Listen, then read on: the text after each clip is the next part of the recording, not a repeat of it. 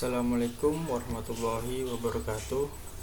Perkenalkan, nama saya Zaki Kurnawan dengan NPM 22351036 dari kelas 5A. Di sini saya akan menjelaskan materi dari video YouTube yang telah ditonton, yaitu mengenai tentang Rig atau bisa disebut dengan Rig.js. Langsung saja ke materinya. Yang pertama itu ada pendahuluan, di mana berisi pengertian Rig. Rig ini adalah library JavaScript yang digunakan untuk membangun antarmuka pengguna atau UI yang interaktif dan dinamis.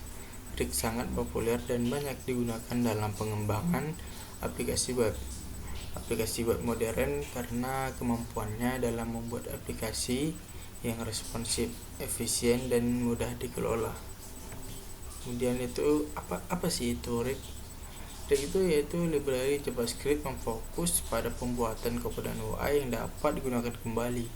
Komponen-komponen ini memungkinkan kita membangun antarmuka yang kompleks secara modular dan efisien. Kemudian siapa sih yang harus belajar Rig? Rig ini cocok dipelajari oleh siapa saja yang ingin membangun aplikasi web yang interaktif, baik pemula maupun pengembang yang ingin meningkatkan keterampilannya dalam pengembangan web modern.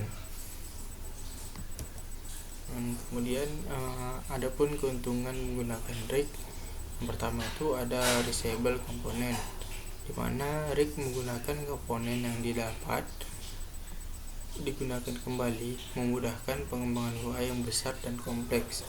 Kemudian performa tinggi dengan virtual DOM. Rig mempercepat render UI dan memberikan performa yang halus.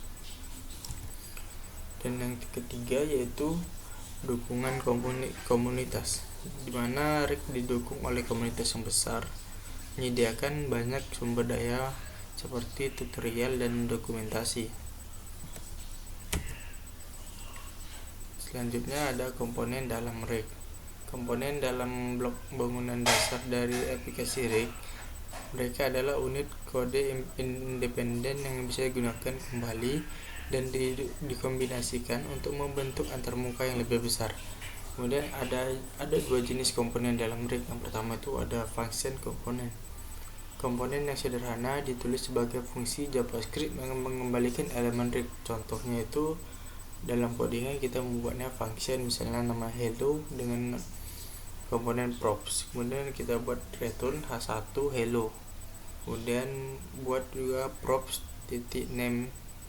Kemudian tutup tag h1-nya. Dan yang kedua ada kelas komponen, di mana komponen yang lebih kompleks memiliki state dan left shell methods. Kemudian ada state dan props, mana state adalah data yang dimiliki oleh komponen yang bisa dirubah seiring waktu, sedangkan prop data yang diteruskan dari komponen ke komponen lainnya sebagai argumen. Contoh implementasi komponen di Rig yaitu kita mengimport Rig dari dari file Rig-nya, dan hello dari hello. Kemudian kita buat DOM render hello name, kita buat nama, kemudian dokumen get element by id yaitu root.